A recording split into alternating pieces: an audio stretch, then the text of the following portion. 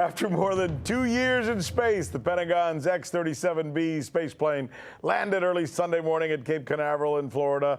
It is a highly secretive autonomous spacecraft that resembles a miniature space shuttle.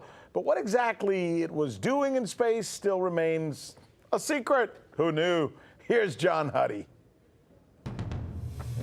The unpiloted X-37B touched down at NASA's Cape Canaveral and Kennedy Space Center at 3:51 a.m. Sunday after spending 780 days orbiting Earth, breaking its own record of 718 days in orbit back in 2017.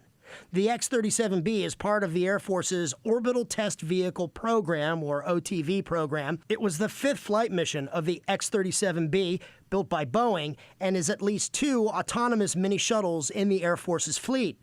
What we know is the unmanned spaceship, which is about the size of a bus, was conducting various experiments in what's called a long-duration space environment. Barbara Barrett, the new Secretary of the Air Force, said in a statement that, quote, "The X-37B continues to demonstrate the importance of a reusable spaceplane.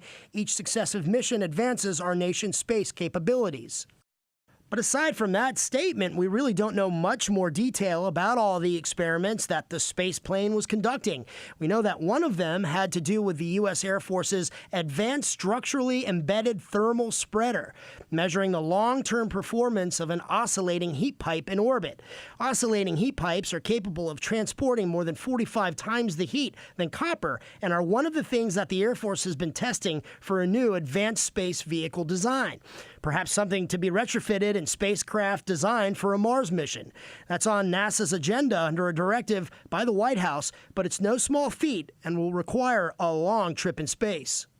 And speaking of a long trip, Sunday morning's landing of the X-37B ended 2,865 total days in space for the Orbital Test Vehicle program. For the news with Rick Sanchez, I'm John Huddy. So you haven't heard that we're the ones covering the stories that you won't see covered anywhere else? In Venezuela, Kazakhstan, let's go to Hong Kong.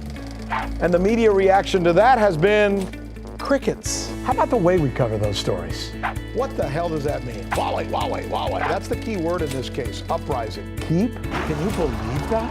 Watching. This is the right thing for members of the media to do, to actually pick sides. Look, if you like what you see, subscribe.